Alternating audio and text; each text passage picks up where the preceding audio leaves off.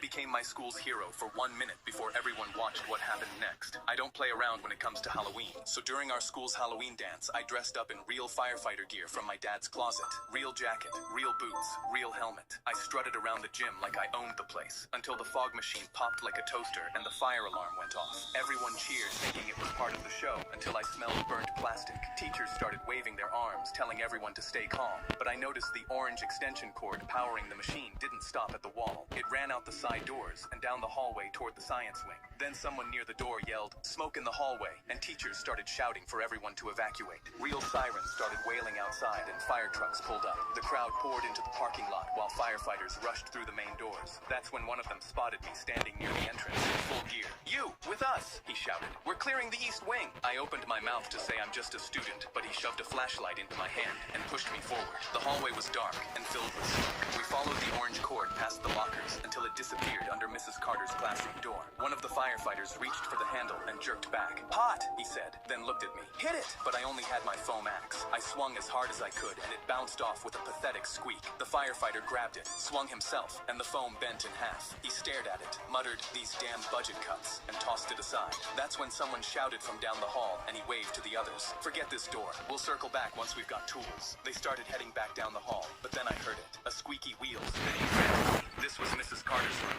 and the class pet Mr. Nibbles was still inside. I turned back to the door. The handle was glowing red. I wrapped my jacket sleeve around my arm and threw my shoulder into the bottom panel until it cracked open. Smoke poured out and choked me instantly. The hamster cage was on the counter, and tiny flames were eating the papers around it. I grabbed the melted cord with my sleeve and yanked it from the wall. A spark bit through the fabric straight into my skin, and I screamed, but kept pulling until the plug came loose. I grabbed the cage with my smoking sleeve, and the metal seared into my palm. I could smell my skin burning. My lungs felt like they were filled with glass, and my vision was going black around the edges, but I ran. When I burst through the side door, I collapsed face first onto the concrete and threw Mr. Nibbles onto the grass so I wouldn't crush him. I could hear cheering as hands grabbed me, and someone pulled off my helmet. A firefighter was staring down at me. "Kid, you're a hero." That's when I heard the scream. I turned my head and watched a hawk swoop down, grab Mr. Nibbles in its talons, and fly away. I became my school's hero for 1 minute. Christy, Fritz, do you want to fidget trade with us?